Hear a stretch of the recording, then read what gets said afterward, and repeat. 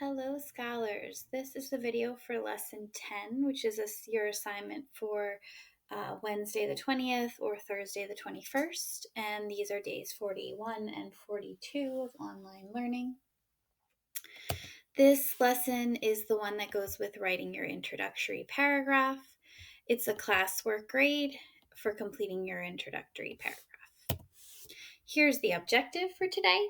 We will build an introduction paragraph that ends with an effective, clear, and concise thesis statement. Okay, and there are the office hours. Okay, so when you go to Google Classroom, you're going to see the assignment for week 5, and it's going to have today's date. You're going to notice that it's not an assignment, it's material, because you're going to complete your work on your research essay, which you did here on the 11th, the 12th, the 13th, and the 14th. But let's look at the instructions. It says watch this video, the tutorial video, which is what you're watching right now. Then it says open your assignment from last week, the research paper. This is attached to lesson 7 and 8 from 5:11 to 5:14. So I need to scroll down and find that. And so when you look at this assignment, you'll see your research paper is attached, and it's probably been returned to you. And if it hasn't been returned to you, you should be able to unsubmit it. If you have trouble with that, then email me or Mrs. Rudder. So mine is different just because it's not yours, but you would open yours. And then I'm going to go back to the instructions from today. Okay. It says use the video as a guide to write your introduction paragraph. I also attached this PowerPoint as a guide for how to write an introduction paragraph for a research essay. So now I have everything open that I need to have open. I have my Holocaust research essay where I wrote all the body paragraphs and I read them aloud in a video from this week. And then I also have my the guidance open. So writing introductions, and you can think of your introduction and your conclusion as like the bread to your essay, and then all the meat or cheese or peanut butter and jelly, whatever you put in the middle, is your body paragraphs. So you need the bread to hold the whole essay together. This slide is going to tell you a little bit more about why an introduction paragraph is really important. It is important because it tells your reader what you're writing about. It provides a little bit of general information about the topic, and it connects the topic to what your reader already knows about the topic or the world.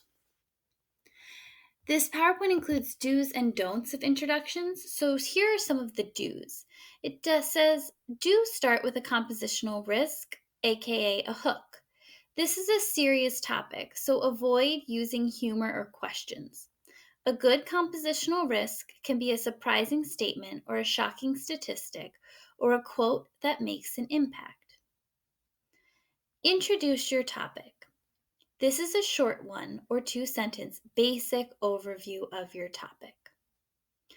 Often the last sentence of your intro, your thesis, is where you show your reader how your topic connects to the Holocaust and/or why it is important.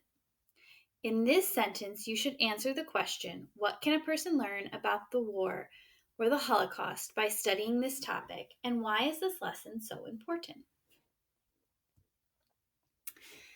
Introduction don'ts. These are things that you do not want to do in your essay. Don't use the word I, you, or me.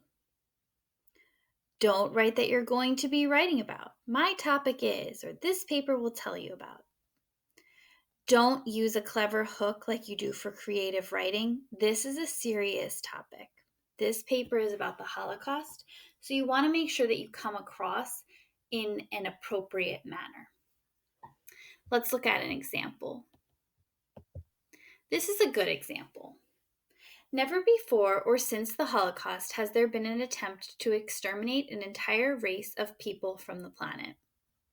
The mastermind behind the Holocaust was Adolf Hitler, a terrible man who did unspeakable things during World War II.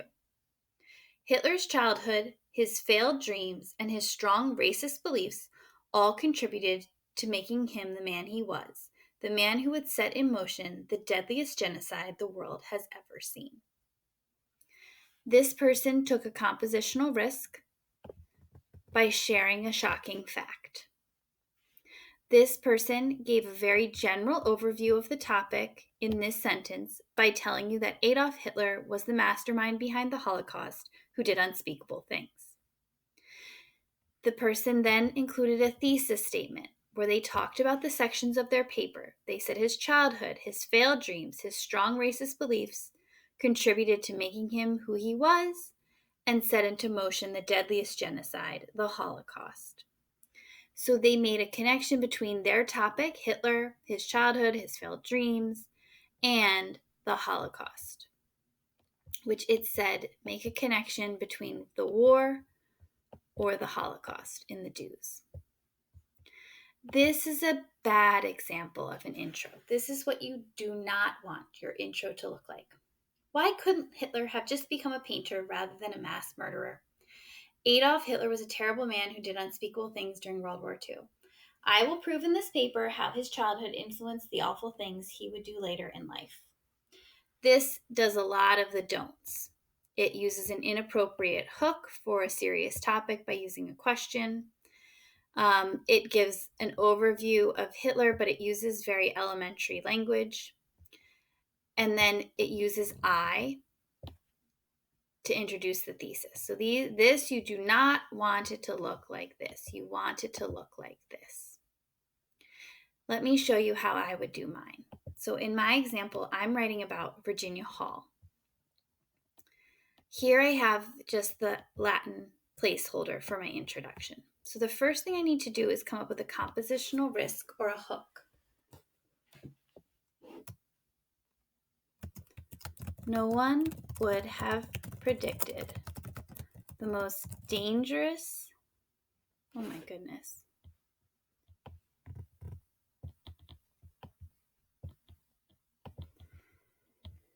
Oh my goodness.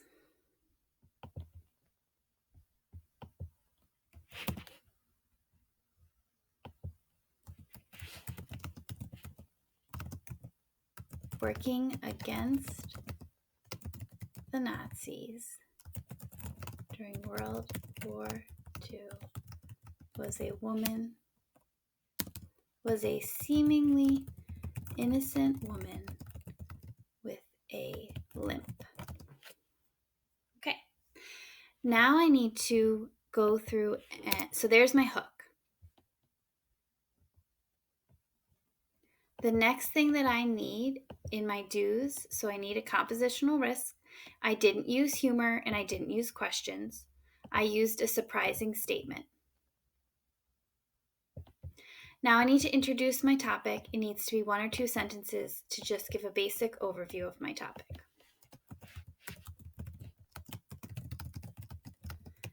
Virginia Hall was an American who was contracted by British forces to work as a spy during World War II. She never wanted any notoriety, but worked to undermine Nazi activities. Okay. The last thing that I need to do is I need to include my thesis statement, which is the most important part of my introduction. It says that in my thesis statement, I need to make sure I show my reader how my topic, Virginia Hall, connects to the Holocaust or the war. I need to show how my topic is important and why someone would want to learn about it. I'm going to focus on the fact that people often don't learn everything about history, and some of the most influential people go unappreciated. So that's why I think it's important that you would learn about Virginia Hall. Virginia Hall also was able to save countless lives by her spy activities and by passing information back to the British to avoid deaths. So I'm going to say Virginia Hall's tireless work as a spy saved countless lives during World War II, although most people do not know and appreciate